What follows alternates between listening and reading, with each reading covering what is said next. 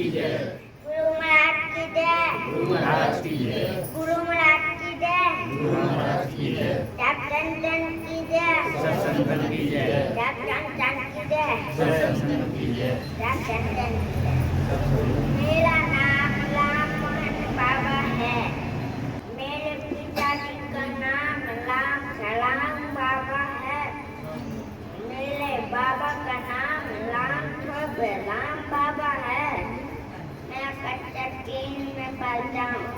विद्यालय का नाम कन्या प्राथमिक विद्यालय पाड़ेगा। मैं राम राम सुनाने जा रहा हूँ। राम राम के रोटे लूटत बने लूट लो। अंत में बताएंगे पिलाएंगे दूध। राम राम कहिए खड़ा तो पहले। राम राम राम राम की जय। राम राम राम राम राम राम राम राम राम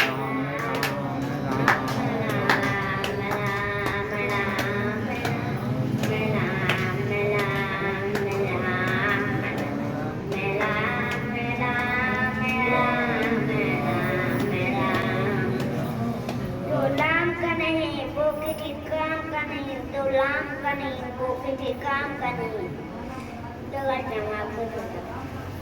राम राम की जय।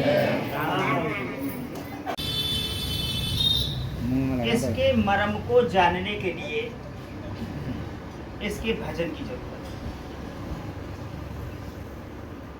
हम सब लोग इसका अवध के माध्यम से भजन करते हैं और चलते फिरते राम का स्मरण करते हैं, अर्थात हमारे इष्ट राम। और जो भी संत सच्चे मन से समर्पित होकर के अपने इष्ट का स्मरण करता है, अपने आप को समर्पित कर देता है, तो ऐसे संत महासंत होता है। जैसे कुछ संत ऐसे हुए जिन संतों को सशरीर उनके इष्टों ने स्वीकार किया। जैसे एक नाम आता है रामकृष्ण परमहंस। आपने कहीं भी ना देखा होगा, ना पढ़ा होगा, ना सुना होगा कि उनकी कहीं पर समाधि बनी है या उनका शरीर शांत होने के बाद में शरीर मिला। तो और एक संत हुए जिनका नाम था नामदेव, वो भी सशरीर गए। और एक और संत थे चैतन्य महाप्रभु, वो भी सशरीर गए। तो इनका समर्पण इनको सशरीर अपने इष्ट में समाहित करने के लिए प्रेरित हुआ। इसी भावना से, इसी भाव से अगर हमारा समर्पण हमारे सद्गुरु भगवान के दिखाए गए मार्ग पर बना रहा, तो हमारा भी कल्याण होगा, हमारे परिवार का भी कल्याण होगा और समाज का भी कल्याण होगा। इसी के साथ सद्गुरु भगवान की जय। राम राम की जय। सद्गुरु चरणों प्रणाम। देवताओं के लिए भी बहुत दुर्लभ है। बड़े भाग्यशाली होते हैं वो लोग जो मनुष्य का शरीर पाते हैं और भगवान राम का भजन करते हैं। भगवान के प्रति निष्ठा, सत्संग में भगवान राम के नाम को किसी के वास्तव प्रमाण की आवश्यकता नहीं है, लेकिन फिर भी कुछ लोगों ने प्रमाणिकता मांगी है, रिसर्च किया है, और जिन जिन लोगों ने ऐसा किया है उनको सफलता मिली है, प्रमाणिकता सिद्ध हुई है। और प्रत्येक साधु संत महात्माओं ने, बड़े बड़े शंकराचार्य ने मान लिया कि राम से बड़ा संसार में और कुछ नहीं। राम से बड़ा केवल राम का नाम ही है। राम नाम के अलावा संसार में और कुछ नहीं है। जिसने भी भगवान राम के नाम का आश्रय लिया है, निश्चित ही उसका उद्धार हुआ है। हर तरीक़ा से उसकी तरक्की हुई है, व्यापार में उसकी वृद्धि हुई है, और आर्थिक, मानसिक, सामाजिकता गृह कार्यों में उसको सफलता मिली है। इसीलिए ये राम राम की जो अवधि है, प्रत्येक इंसान को अपने घर परिवार में भगवान राम के नाम की चर्चा, भगवान राम के नाम का महत्व, भगवान राम के गुणों का बखान करना चाहिए। यह बहुत ही आसों ने जन्म लिया है, मानव तन का ये शरीर मिला है, जो बहुत बड़े भाग्य की बात है। इसीलिए हर इंसान को राम नाम की चर्चा, राम नाम के गुणों की चर्चा, राम नाम का बखान, राम नाम का कीर्तन करना चाहिए। ऐसा कोई इंसान नहीं जिसने भगवान राम के नाम का आश्रय लिया हो और उनको लाभ ना हुआ हो। आर्थिक, मानसिक, सामाजिक, मानसिक लाभ तो तुरंत ही मिल जाता है। कितना भी आदमी परेशान हो, नींद ना आ रही हो, वो 5 से 10 मिनट तक मेरा दावा है, अगर शाम को रात में चाहे 10 बजे 11 बजे अगर वो राम नाम की चर्चा कर लेता, राम नाम का भजन कर लेता है, तो निश्चित है कि उसको नींद आ जाएगी, बहुत अच्छी नींद आएगी उस इंसान को। और जो टेंशन में रहते हो वो व्यक्ति भी राम राम का आपस में अकेले हो, चाहे सत्संग हो, 2 लोगों के साथ हो, चाहे 4 लोगों के साथ, राम नाम की कीर्तन करने से काफ़ी समस्याओं से लाभ होता है, छुटकारा मिलता है राम नाम की चर्चा सुनने से, करने से। इसलिए सभी भाइयों से, सभी माताओं बहनों से निवेदन करूँगा, हाथ जोड़कर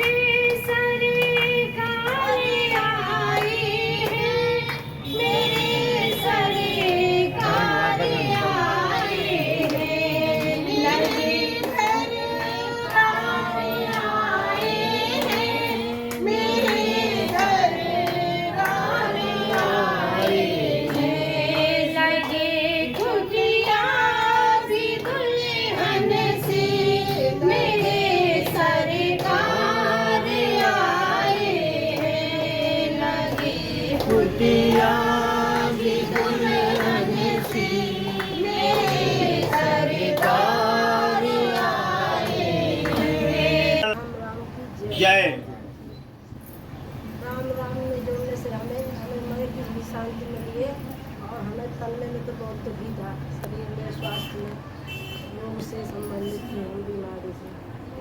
इससे जोड़कर हमें बहुत से लाभ हुआ है, हमारा सारा रोग भी दूर हो गया है और हम मन में भी हमें शांति मिली है।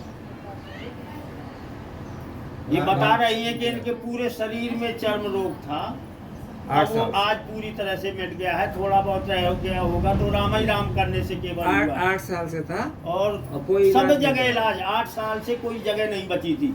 और केवल राम राम ऐसी महा औषधि है जो नियत से, सच्ची नियत से करता है, उसको ऑटोमेटिक जो है ना कोई दवा ना कोई अस्पताल, और ठीक हो गई। तो उसका जब लाभ होगा तो फिर तो विश्वास होगा ही, पहले ही विश्वास हो गया था, है ना।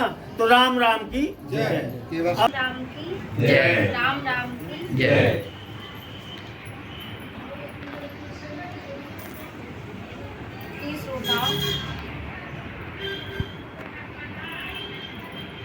मानस में कहा है, बड़े भाग मानस तन पावा, सुर दुर्लभ सदगन गावा। ये शरीर हमने बड़े भाग्य से पाया है, लेकिन इसकी अहमियत नहीं समझते हम लोग। पूरा जीवन धीरे धीरे करके निकल जाता है, बचपन, जवानी, बुढ़ापा, लेकिन इससे हम कुछ सार्थक उपयोग कुछ नहीं कर पाते।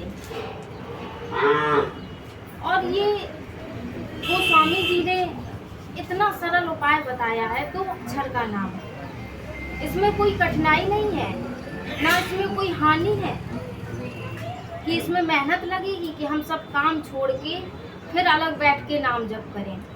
काम करते रहें, नाम जपते रहें। बाहर जाएंगे, बाजार जाएंगे, कुछ वस्तुएं खरीदेंगे तो उसमें रुपया लगेगा, लेकिन इसमें कुछ नहीं लगना है। ये हमें सत्संग के माध्यम से प्राप्त हो रहा है, फ्री का मिल रहा है, फिर भी हम लोग इस पर ध्यान नहीं देते। इसीलिए हमें ध्यान देना है। और ये 2 अक्षर का नाम है, इसको अपने में धारण करना है, जिसको महादेव ने जपा है। इस नाम की बहुत महिमा है कि जितनी कही जाए कम है। और कलयुग में तो वैसे भी नाम से बढ़कर कुछ नहीं बताया गया। कलयुग केवल नाम आधारा, सुमिर सुमिर नर उतरहि पारा।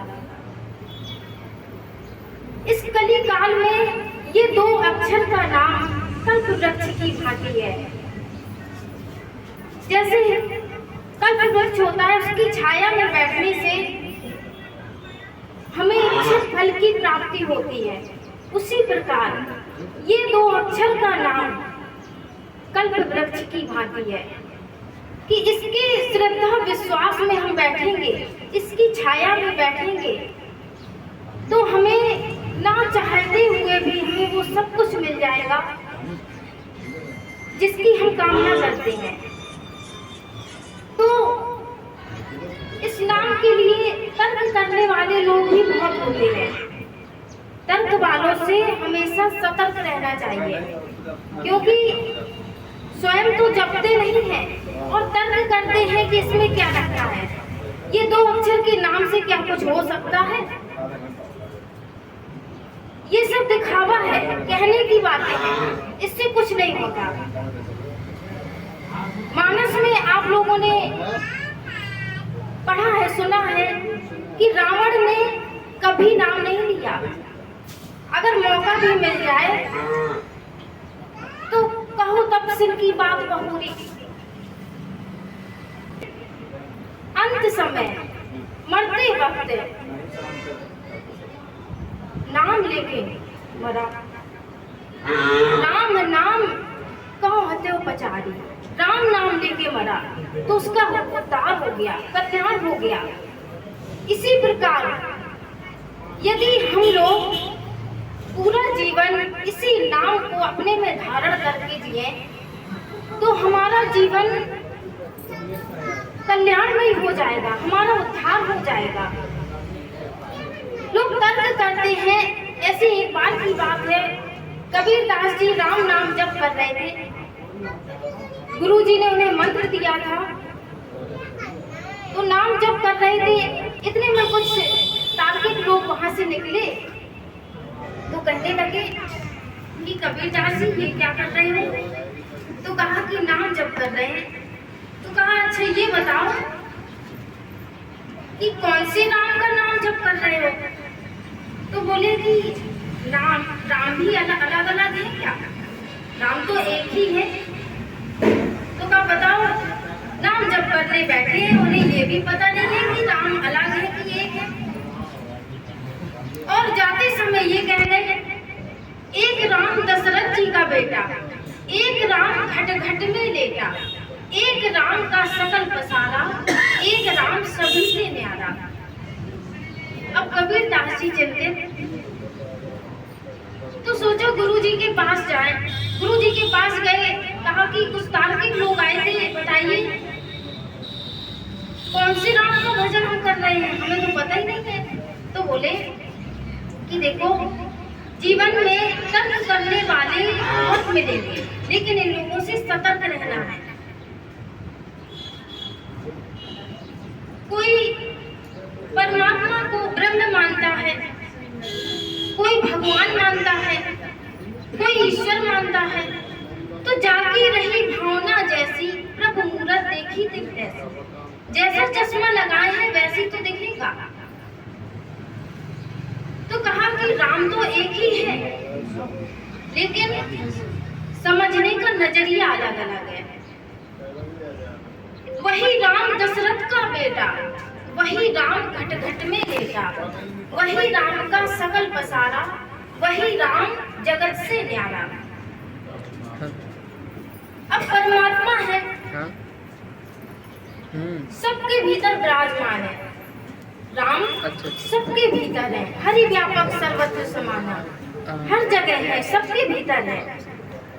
इसीलिए वो घट घट में लेटा है। और राम ने ही इस सृष्टि की रचना की है, इसीलिए सकल पसारा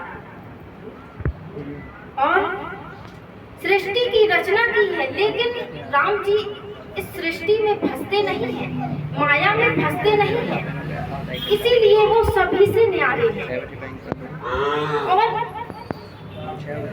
निराकार ब्रह्म अपने भक्तों के लिए साकार रूप में दशरथ जी के घर में आए हैं, इसीलिए वो दशरथ जी के बेटे हैं। कबीरदास जी को बात समझ में आ गई, वो गए फिर माला जप करने लगे। कुछ तार्किक व्यक्ति वहां से निकले तो कहा कि अभी भी तुम राम नाम जप कर रहे हो, बताया नहीं। तो कहा अच्छा ये बताओ, एक बाप तेरी दादी का छोरा, एक बाप तेरी बुआ का भाई, एक बाप तेरे पति, तेरी माँ का पति, और एक बाप तेरी नानी का जमाई। अब बताओ तुम्हारा वाला बाप कौन सा है, कितने बाप हैं? इतना सुन के जाने लगे। तो कहा बताते तो जाओ। तो कहा ये भी पूछने की बात है, बाप तो एक ही होता है, अलग अलग थोड़ी ना होते हैं। तो कहा जब बाप एक होता है तो ये भी सुनो, वही राम दशरथ का बेटा, वही राम घट घट में लेटा, वही राम का जगत पसारा, वही राम सभी से न्यारा। तो राम एक है, अलग नहीं है, सबके भीतर है। कहाँ भी है? खोज रहे बाहर निज राम को अनेक भांति, पावे सुख शांति नहीं मन को विश्राम है। गंगा गोदावरी बद्री का आश्रम और काशी आदि तीर्थन में भटको अविराम है।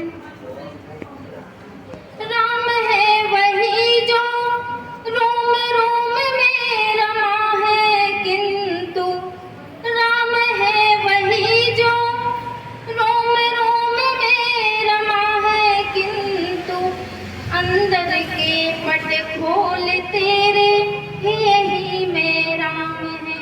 अंदर के पट खोल तेरे यही में राम है। तो हमें जानना है, समझने की जरूरत है। यहाँ वहाँ भटकना नहीं है, बस नाम जप करना है, यही में सब कुछ है। मुझ में राम तुझ में राम, रोम रोम में राम है। राम सुमिर ले ध्यान लगा ले, छोड़ जगत के काम, बोलो राम राम राम, बोलो राम राम राम, बोलो राम राम राम, बोलो राम राम राम, बोलो राम राम राम, बोलो राम राम राम, बोलो राम राम राम, बोलो राम राम राम। काम क्रोध मत लोभ मोह ने तुझको कैसा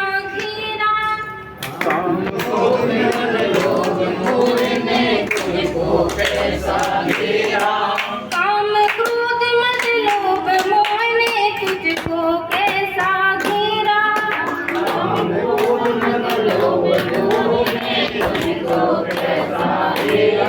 अब भी राम सुमिर ले नहीं तो, अब भी राम सुमिर ले नहीं तो पड़ेगा काल हथौड़ा। बोलो राम राम राम, बोलो राम राम राम, बोलो राम राम राम, बोलो राम राम। तुझ में राम, तुझ में राम, रोम रोम में राम है। राम सुमिर ले, ध्यान लगा ले, छोड़ जगत के काम। बोलो राम राम राम, बोलो राम राम। बचपन बीता खेल कूद में, भरी जवानी सोया। बचपन बीता खेल कूद में, भरी जवानी सोया।